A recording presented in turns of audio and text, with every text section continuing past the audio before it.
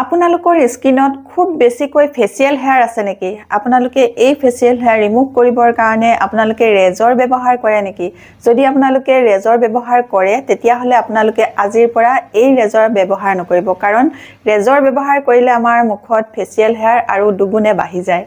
আজি মই মোৰ এই ভিডিঅ'টোত আপোনালোকক মুখৰ পৰা ফেচিয়েল হেয়াৰ ৰিমুভ কৰিবৰ কাৰণে খুব বঢ়িয়া এটা উপায় দেখুৱাম, যিটো উপায় কৰিলে আপোনালোকৰ মুখৰ পৰা ফেচিয়েল হেয়াৰ দূৰ হ'ব আৰু লগতে আপোনালোকৰ স্কিনখন ক্লিন দেখিব আৰু উজ্জ্বল হৈ যাব।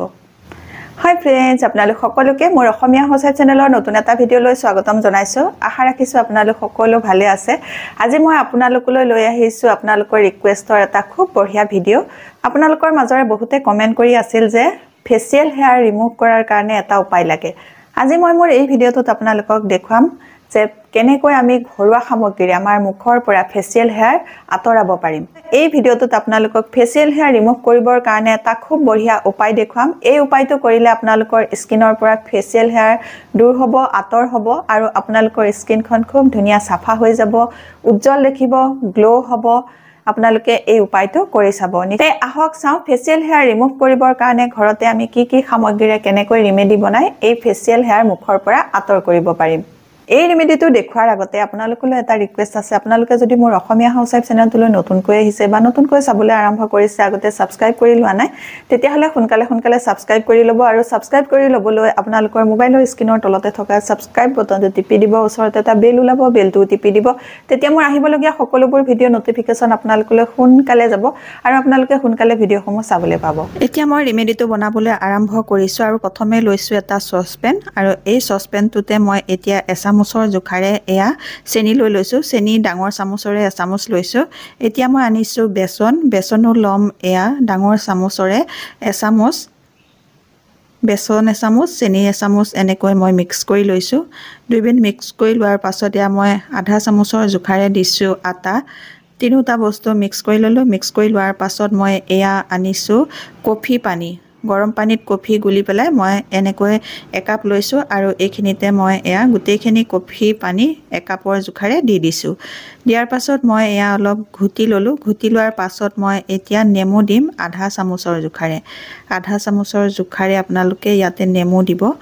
এয়া নেমুৰ ৰসটো মই আধা চামুচৰ জোখাৰে মিক্স কৰি লৈ এতিয়া গেছৰ ফ্লেমটো অন কৰি এই চচপেনটো তুলি দিছোঁ। এতিয়া লাহে লাহে উতলিছে। উতলি থাকোঁতে আপোনালোকে ঘনাই লৰাই থাকিব। ময়ো এয়া লৰাই আছোঁ। 2 মিনিট সময় আপোনালোকে এইটো উতলাব লাগিব। 2 মিনিটৰ পাছত আপোনালোকে দেখিব এইখিনি অকণমান ডাঠ হৈ গৈছে। এতিয়া মই এয়া গেছৰ ফ্লেমটো অফ কৰি দিছোঁ। অকণমান ডাঠ হোৱাৰ লগে লগে গেছৰ ফ্লেম অন কৰি অকণমান ঠাণ্ডা হ'বলৈ দিছোঁ। এতিয়া এয়া ঠাণ্ডা হৈ গ'ল। ঠাণ্ডা হৈ যোৱাৰ পাছত এইখিনি চাওকচোন, এনেকুৱা জোখতে আপোনালোকে ৰাখি দিব। বেছি ডাঠো নহয়, বেছি পাতলো নহয়, এনেকুৱা জোখতে আপোনালোকে ৰাখি দিব। এতিয়া মই এইখিনি এটা বাতিলৈ লৈ ল'ম। বাতিলৈ বাকি লৈছোঁ। এয়া লগাবলৈ সুবিধা হ'ব তেতিয়া। আৰু দুবিধ বস্তু ইয়াতে মিক্স কৰিবলৈ বাকী আছে। সেই দুবিধ বস্তু এতিয়া মই মিক্স কৰিম। এতিয়া এই ৰেমেডিটোৱে আপোনালোকৰ স্কিনৰ গ্ল' বঢ়াব, লগতে ফেচিয়েল হেয়াৰো ৰিমুভ কৰিব। এতিয়া মই ইয়াৰ লগতে মিক্স কৰিম এয়া কস্তুৰী হালধি। কস্তুৰী হালধি আপোনালোকৰ আছে যদি ল'ব, যদি নাই তেতিয়াহ'লে আপোনালোকে কিটচেনৰ হালধিকে অকণমান ল'ব। মই যিমান পৰিমাণে লৈছোঁ কস্তুৰী হালধি তাতকৈ অকণমান কমাই ল'ব। কস্তুৰী হালধি দিয়াৰ পাছত মই গোটেইকেইটা বস্তু আকৌ এবাৰ ভালকৈ মিক্স কৰি লৈছোঁ। তাৰ পাছত আনিছোঁ অকণমান নাৰিকল তেল দি ল'ম। এতিয়া 6-7 টোপালৰ জোখাৰে মই ইয়াতে নাৰিকল তেল দি লৈছোঁ।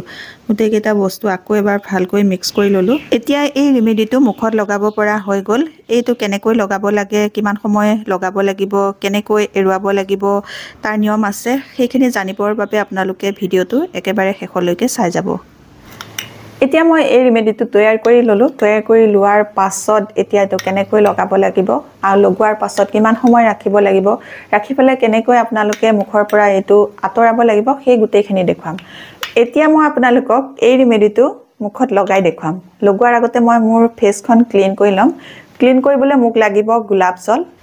এতিয়া এই গোলাপ জল মই এটুকুৰা কটন আনিছোঁ। এই কটনতে গোলাপ জল অলপ লৈ ল'ম। লৈ লোৱাৰ পাছত মুখখন 2 মিনিট মাছাজ কৰি ক্লিন কৰি ল'ম।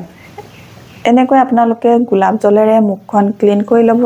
ক্লিন কৰি লোৱাৰ পাছত আপোনালোকে এই ৰেমেডিটো লগাব পাৰিব মুখখন ক্লিন কৰিবলৈ আপোনালোকে গোলাপ জলো ল'ব পাৰে নহলে কেঁচা গাখীৰো ল'ব পাৰে নহলে কেঁচা গাখীৰ আৰু গোলাপ জল দুইটা মিক্স কৰি ল'ব পাৰে খুব ভালকৈ আপোনালোকে 2 মিনিট এনেকৈ গোলাপ জলেৰে মুখখন মাসাজ কৰি কৰি ক্লিন কৰিব এনেকৈ সাফা কৰিলে স্কিনখন ভিতৰৰ পৰা সাফা হৈ যাব 2 মিনিট মাসাজ কৰি স্কিনখন ক্লিন কৰি ললো ক্লিন কৰি লোৱাৰ পাছত এতিয়া মই ৰেমেডিটো লগাম ৰেমেডিটো লগাওতে আপোনালোকে বেছি ডাঠকৈ নলগাব বেছি পাতলকৈ নলগাব মুখৰ যিখিনি ঠাইতে ফেচিয়েল হেয়াৰ আছে সেইখিনি ঠাইতে আপোনালোকে ৰেমেডিটো ভালকৈ লগাই দিব আপোনালোকে যেতিয়া ৰেমেডিটো লগাওতে আপোনালোকে এনেকৈ আপাৰ ডাইৰেকশনতে লগাব